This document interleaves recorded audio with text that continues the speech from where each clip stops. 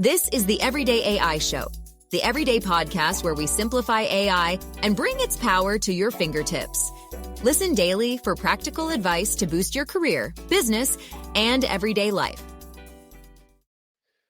When we talk about using artificial intelligence, there's no limit to what businesses can do, but there probably should be some limits on how it's implemented, right? Because innovation in AI can happen so fast, but there's ethical considerations that we have to keep in mind. And we're going to be talking about that today and more on Everyday AI. Thanks for joining us. My name's Jordan Wilson. I am your host of Everyday AI. And this show's for you, right? This is a daily live stream, podcast, and free daily newsletter helping everyday people like you and me not just learn generative AI, but how we can all actually leverage it to grow our companies and to grow our careers. So some days you get just me. Some days you get an amazing guest who's helping other companies push AI forward in the workforce. So that's today. We have a guest. But before we bring on our guest and talk about this, let's do as we do every day. Let's go over the AI news. And as a reminder, if you are joining us live, please go to youreverydayai.com, sign up for our free daily newsletter. And if you're on the podcast, we always leave those links and more notes in the description for each episode. So make sure you go sign up for the free daily newsletter. And I tell people it's literally like a generative AI university. We have now more than 200 episodes. You can go watch at any time, by category, right? And read every single newsletter that I've written. Yes, a human, former journalist. I write the newsletters, not AI. All right. So let's talk about what's going on in the world of AI news. So Stable Diffusion 3 has been released. So Stability AI just announced their next generation model, Stable Diffusion 3, claiming it will improve quality and accuracy with multiple subject prompts. So Stable Diffusion 3 promises more accurate text incorporation within generated images, setting it apart from its predecessor. This obviously comes after rival company OpenAI released their new AI video model, Sora, which also does images. And it also raises the concern for the potential for fake videos, right? Deep fakes, it's all the talk now, especially with the election here in the US. But both companies are taking steps to prevent misuse of their tools and will be working with experts before publicly releasing them. All right, so speaking about things that haven't been publicly released yet, Apple is building a secret AI tool, according to reports.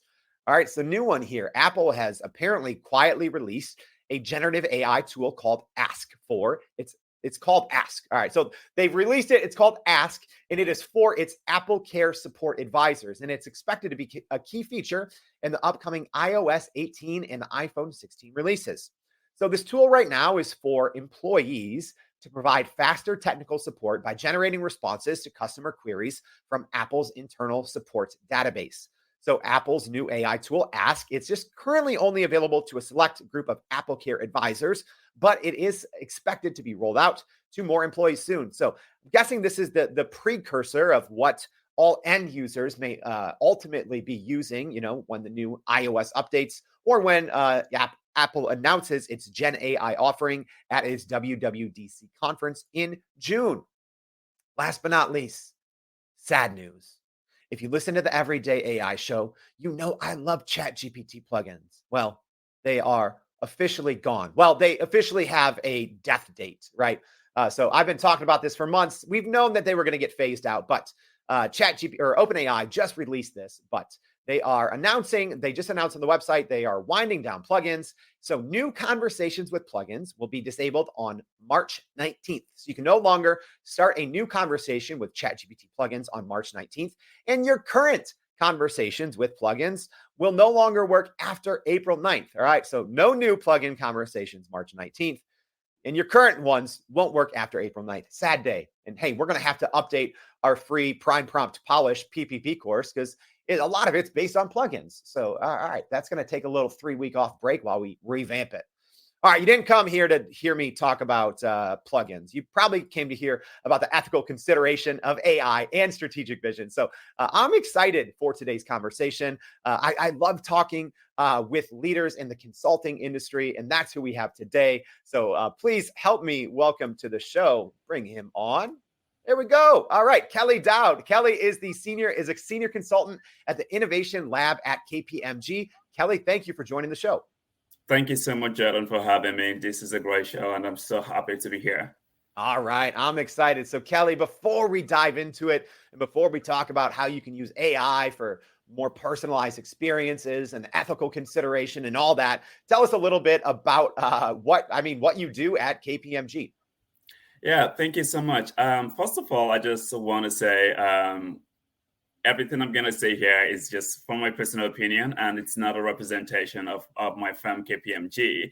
So, yes, I'm Kelly Dowd. I'm a Nigerian American based out of Washington, D.C. And what I do for the firm is really to help our clients think differently.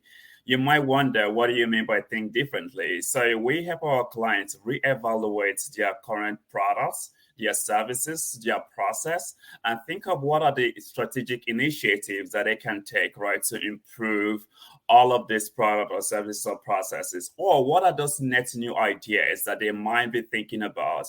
And as you know, with AI here down on our fingertips, we can generate millions and millions of ideas, right? So it's just a gold mine for everyone. However, we just have to think about, okay, what are those ethical considerations? What are those privacy laws that we are not thinking about on a daily basis, but we have to pay attention to because they are complex, and of course, we don't want lawsuit, right? So we have to think about the length and breadth of all this. So, and as we go on in this conversation, I would deep dive into all of these critical aspects. So thanks for having me again. Oh, no, absolutely. All right. So we got that. Yeah. I get sometimes, if you work in the big companies, you can't talk through the companies. We get it. So we're just talking to Kelly today and his personal experience. So if you are joining us live, make sure to get your questions in for Kelly. So, I mean, what do you want to know about strategic innovation and AI and how we can balance it? But, Kelly, like one thing I'm curious about with your personal experience, so you talked about, a big part of what you do is helping companies reimagine, right? What can be possible with AI. Like, I'm curious because I think that sometimes it's hard for companies to think differently, especially with a technology so impactful as generative AI. What's been your experience so far with this? I mean, do you think in general companies is it very hard for them to change their ways of thinking that maybe has helped them, grow, in the previous decades?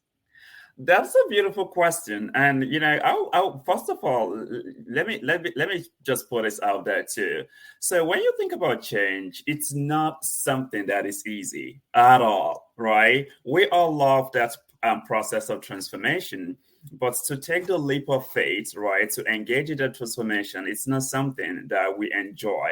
I mean, some people get a thrill. For example, yes, I love the thrill of just trying to change things around, right? The same thing it is because a lot of people love to assess what they have been used to. So when you are rolling out new innovation, when you are rolling out new ideas, new technology for people to use, you're actually tapping into that strength power of okay, you have to relearn a new tool, and which is something that we've really seen across the board, from clients to even employees as well. So it possesses this challenge of okay, when is the right time for me to take the leap, or when is the time to sit back? I mean, Jordan and the audience, look, AI, it's not a new concept. It's been in existence for a while, but what makes it new, what makes it so like a shining object, is the fact that generative AI is here and it's actually disrupting the industry. And frankly, if you don't jump on the bandwagon, you are really lagging behind. And I'll give you a primary example here. Look at what happened with COVID. No one saw COVID coming. I mean, some people might have said, okay, there might be a pandemic that will be coming. But however, we were not prepared at all. No one was prepared for it. And look at what happened. A lot of companies, closed because they didn't think about, okay, what are the new ways? What are those ways that we can be thinking about serving our clients? Well, we were all at home for almost a year, more than a year. And a lot of companies even come back to business at all. Take, for example, small size businesses. They had a lot of impact, right, on COVID, because if you look at it from this perspective as well, bring it back to the food and beverage industry, the restaurants. Some restaurant were like, okay, this has happened. People are trapped at home. They need to be fed. We need to stay in business, right? We need to continue growing and things like that. So how can we do this? Some businesses went into this whole mode of, okay, I will do a curbside pickup, or I will do a delivery service. And as you know, Jordan, the companies that didn't go through the process of thinking creatively, or just expanding the idea or trying new things, right? Those are the companies that actually closed or failed. I'll use the word failed because for every century, there's always a huge transformation that comes. But when the transformation come, I mean, even the technology transformation that happened, right? And here we are, again, advanced technology. And what is to come, but we can actually use AI perhaps to think about what is to come. Yeah, and so many, like, Kelly, I love how you kind of compared it to, a pandemic. No one sees a pandemic coming, but when it does come, I mean, you have to change, right? You have to change your daily life, and it does change you, from that point forward. Indeed. With that in mind, for Yeah. for the companies that you're working with at KPMG, do you think that they've kind of already made that shift when it comes to generative AI? Like, have they looked at it and they're like, okay, we have to change the way that we do business moving forward? Have you already seen that, or do you think that there's still some hesitation? Are companies still like, we're not sure about how this, generative AI or how these large language models are going to impact the industry? Beautiful question. And look at this again, right? If you think about the direction at which we're heading and the timeline at which AI, generative AI, came to play, is still relatively new. So because of that, we have seen consistently companies trying to take a step back to reassess, to reevaluate, to just at least to even think strategically where they are heading to, right? They have to rethink their vision, their mission, their purpose, and most importantly, is AI just a shining object that we will use and it will just fall to the side and we will be like, okay, what is next? So because of that, a lot of companies are taking a very careful consideration in adopting AI. As you know, right, to just give you a public example of some of the companies that have adopted AI, take for example, Patagonia Sustainable Initiative Strategy. I mean, that is one. I mean, you can also think about IBM's Watson for oncology, right? So that is another company that I've seen the importance of AI and actually taking AI and wove it into the medical system. So also, I believe Unilever's AI fair for hiring, that is another critical initiative that was actually rolled out too, that really helps to foster this best hiring, thinking about, okay, when we are trying to hire employees and all, okay, what are the ways that we can be equitable, right? We can diversify and we can make sure that we have the right talents, because at the end of the day, the right talents that are needed will be able to implement whatever description that they've been given. If they are not right for the job, then they will struggle, right? With the struggle comes with perhaps potential turnover, and also the struggles bring even the companies spending more money on training, and each and every company wants to be deeply effective and minimize costs as much as possible. So companies right now are thinking strategically and they're taking one step at a head. In my forecast, I will say that will happen one day. We'll have a lot of company adopting AI, but for now, people are still taking a very, very careful consideration when it comes to AI adoption. I'm curious about that because obviously, you're working with companies of all sizes, right? Probably smaller, medium, and then some of the largest companies in the world, right? So I'm curious, I've always said, for, especially small and medium-sized businesses, maybe they have a little more agility and they can take generative AI on a little more wholeheartedly and maybe even quicker. What are some, and this goes to a question here from Harvey. So thanks for asking this, Harvey. He just says, what are some of the top tips that you usually share with others? So yeah, if a company is ready and maybe they are a little more agile and they say, hey, we can implement this, this month. What are some of the top tips that you might share? Well, that's a beautiful question, and I would try to be very, very careful here, so I don't give everything. I'm joking. So, frankly speaking, when a company is trying to go through the process of adopting any AI technology, I would say one of the top things that comes to mind is customer-centric approach. Because at the end of the day, you need to think critically about, your end user. You need to think about your customer, and you need to think about your stakeholders. So just take that stakeholder centric approach. I don't know how familiar people are with the whole concept of stakeholder centric approach, because with that, it really helps you to think deep into each and every stakeholder that you serve. We're talking about the internal stakeholder, we're talking about the external stakeholder, because the interesting thing that a lot of people don't, that we've seen that don't pay critical attention to, is the internal stakeholder. Your internal stakeholders, you're talking about your employees, right? You're talking about your board. You're talking about all of the people that actually roll up their sleeves on a daily basis to do the work for you, that really push the organization forward, that think deep. So you have to think about that. So, and the third party clients that you have that actually provide you some of the resources that help you to be able to deliver to your clients. Think about those people as well. And most importantly, your main clients that you serve. So that is the whole stakeholder-centric approach. You have to think about it in a 360-degree way of evaluating who the people that you serve, the people that really help you, that bring your product to life. The other part too that a lot of companies can think about, and this is something that we've seen out there that really helps, is transparency and communication. When you are trying to adopt technology like this, make people understand the critical impact, make people understand the critical value, and make people understand the process it will take. So take, for example, if normally it takes you 2 weeks, right, to ship out an information, it takes you 2 weeks to get things done, to deliver to your clients. And now with a process like this, you will do it within, let's say, 3 days, right?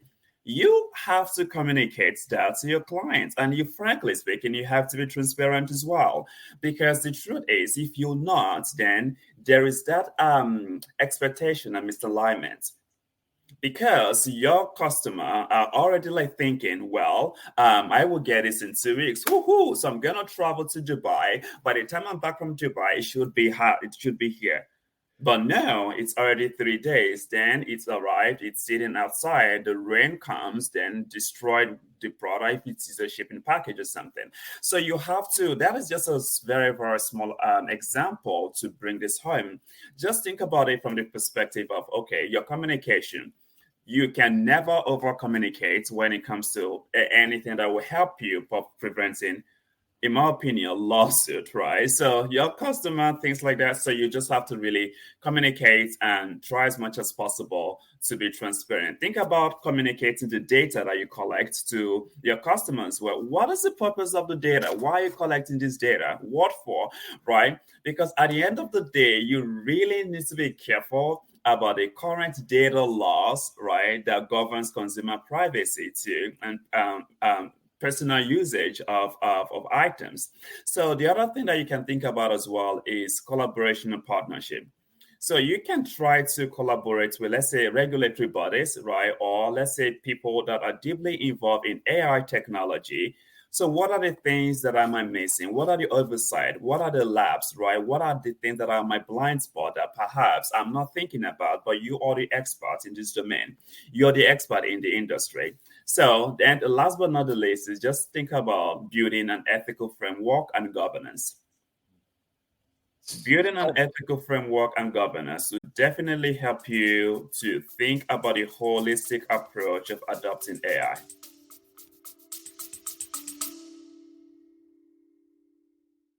Are you still running in circles trying to figure out how to actually grow your business with AI? Maybe your company has been tinkering with large language models for a year or more, but can't really get traction to find ROI on Gen AI. Hey, this is Jordan Wilson, host of this very podcast.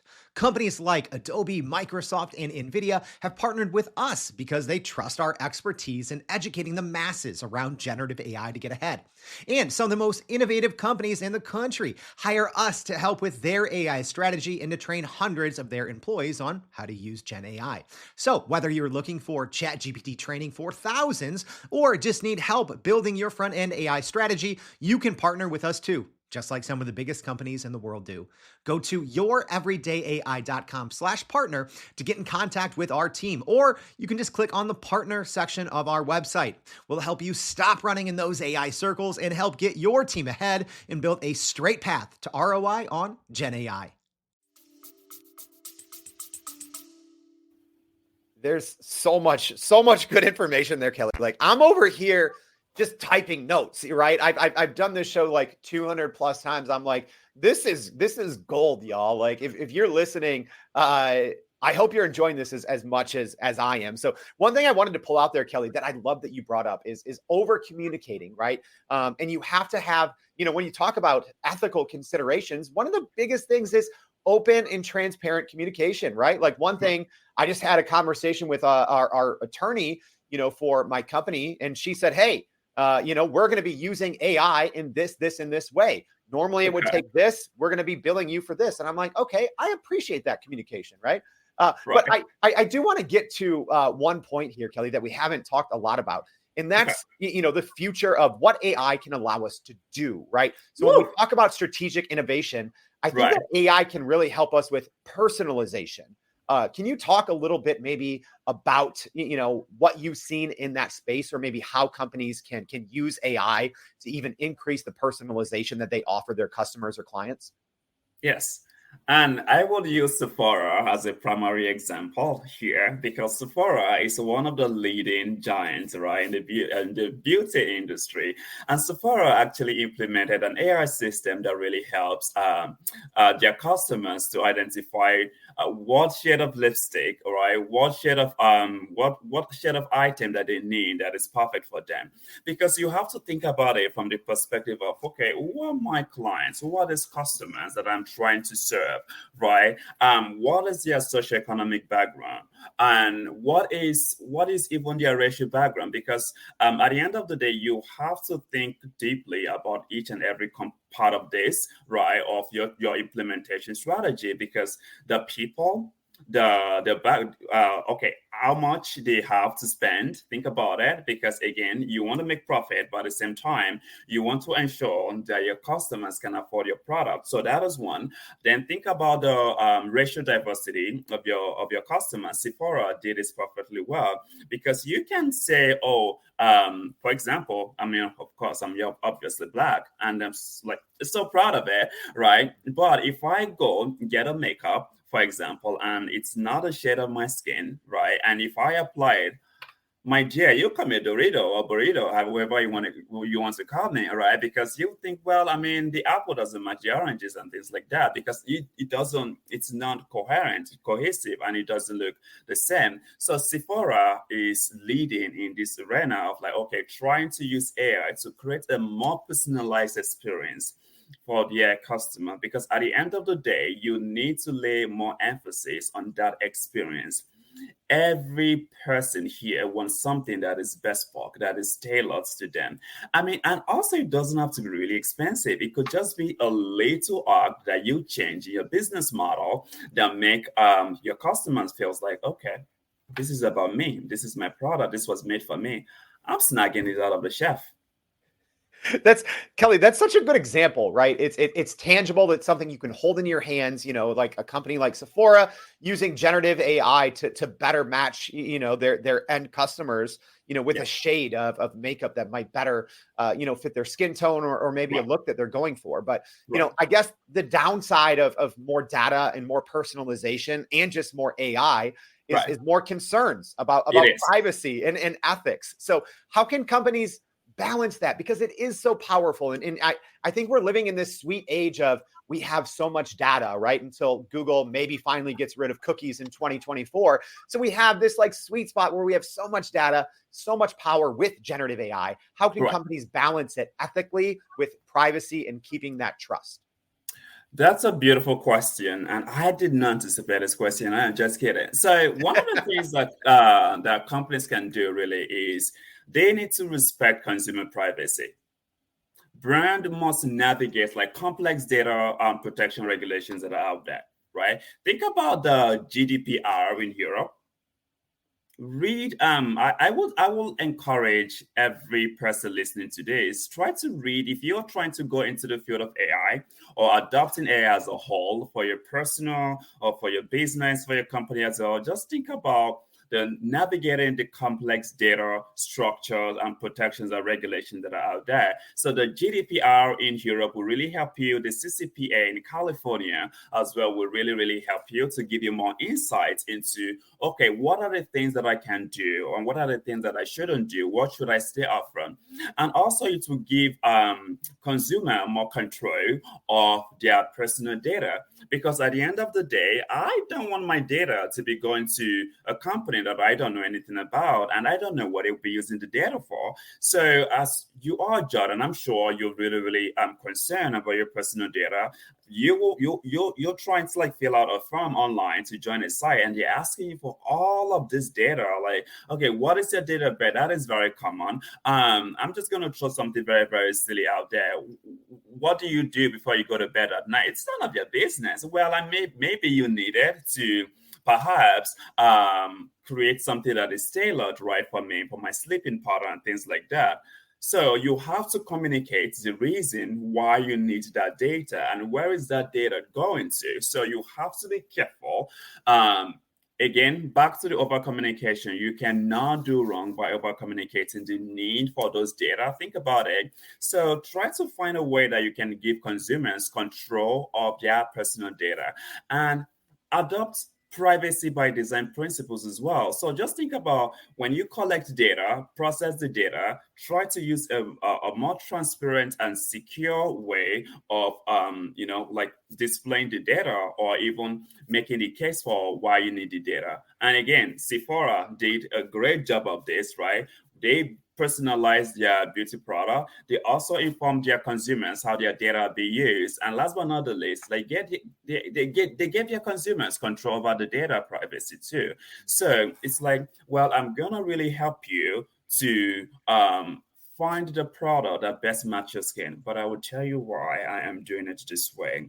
And the most important thing is you have control over your data. So don't worry, I'm not gonna like police your data. I'm not just gonna like take it and put it in the data bank and woof, it's gone. No. So Sephora have done a great job, right, of helping clients to find their right product and also communicating to them why it is essential and most importantly, giving them the power to own their data.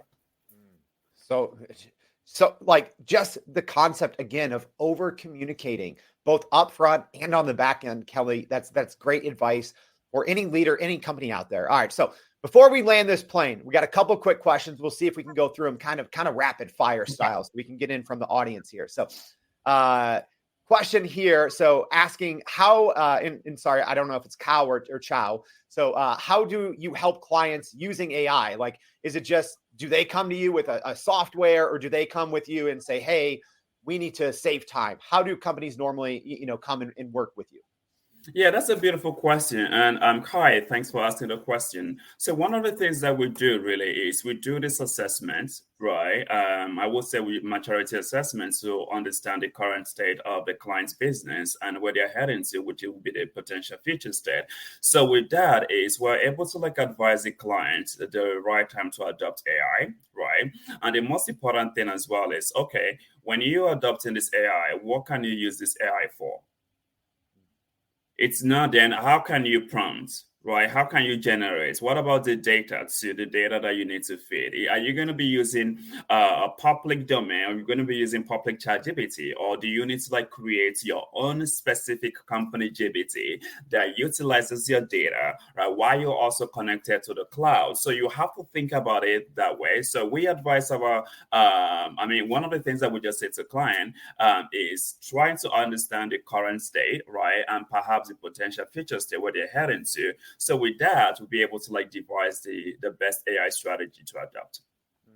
Great. All right. So here we go from Rolando. Great question saying, Kelly, do you see certain industries more open to using AI for innovation? That's a beautiful question. I would say yes, right? I mean, right now, almost all industries are joining into the bandwagon of adopting AI and using it for innovation. So take, for example, the tech industry, as you know, there's AI everywhere. Google, Apple, right? Even your WhatsApp has AI. So there's AI everywhere now. You can use it, and there are also platforms out there that you can download from your app store to be able to like use AI on your personal phone as well to generate those emails, right? Those ideas, those innovative thoughts, those newsletter and things like that. So the other thing too that we've seen the healthcare industry adopting more AI-centric approach as well. I mean, of course, they are merging it with customer-centric because at the end of the day, the patient comes first. Like, okay, what are the ways they can utilize AI to enhance the life of a patient? So the other industry that we are seeing is, aerospace is coming in. Aerospace and defense, yes, which is really great. And I would say it's my anticipation that I hope that the government will be on the plane soon to join us in the whole, let me use the word quest for ethical use of AI and so. So, and last but not the least, the fashion industry, which is the industry that I actually came from before consulting, because I was a fashion model and, before, and I know it's time, so we're not going to go into all of that. So maybe that for another time. But the fashion industry, a billion-dollar industry, is actually leveraging AI right now. Ralph Lauren, doing a lot. Balenciaga as well, leveraging AI. So we are seeing things out there, and companies are joining us, I would say, as swift as possible, but with careful consideration. All right. Yeah, you better be careful there. Talking too much about fashion, we might have to hire you on, to help the everyday AI team here. A little better, going live every day. So, all right, there's so many questions. We can't get to them all. I'm sorry, but I do have to ask as we wrap up here, Kelly, what is your one biggest takeaway for companies out there? Maybe, you're speaking to a business owner right now who has a medium-sized company and they've been, kind of on the fence, right? They want to be able to innovate with AI, but they really do care about the ethical implications. What is that best piece of advice that you have for that person out there that can help them really leverage AI, but do it in a responsible and ethical way? That's a beautiful question. And all I would say is when you are not sure about adopting AI or not, so think about personalization and your customer experience. Think about that. So if you are all about your customers, if you're taking a customer-centric approach, right, then perhaps an AI adoption might be the right way for you to go. However, should you decide that you want to go into that realm, think about the ethical use of data and think about privacy concern. All of those are critical and they will really help you in the long run. And the last but not the least thing I would say is over communicate. There's no better. Like I've always thought that over communication on AI is important, but Kelly, through your examples today, and you shared like 5 or 6 use cases, the value that you've delivered in a short 32 minutes has been astounding. Thank you, Kelly Dowd, Senior Consultant at the Innovation Lab at KPMG. Kelly, thank you so much for joining the Everyday AI Show and sharing your insights with our audience. We appreciate it. Thank you so much. Thanks for having me, and have a good day. All right, absolutely. Hey, everyone, if you did get as much value as I did, make sure, if this was helpful, please share this post with your friends, maybe tag them if you're here on social media, but also join us Monday. All right. Every single Monday, we talk about the AI news that matters. Please go to youreverydayai.com, sign up for the free daily newsletter because Kelly just dropped a lot of knowledge. It's all going to be in there. Thank you for joining. We'll see you back next week and every day for more Everyday AI. Thanks, y'all. And that's a wrap for today's edition of Everyday AI. Thanks for joining us. If you enjoyed this episode, please subscribe and leave us a rating. It helps keep us going. For a little more AI magic, visit youreverydayai.com and sign up to our daily newsletter so you don't get left behind. Go break some barriers, and we'll see you next time.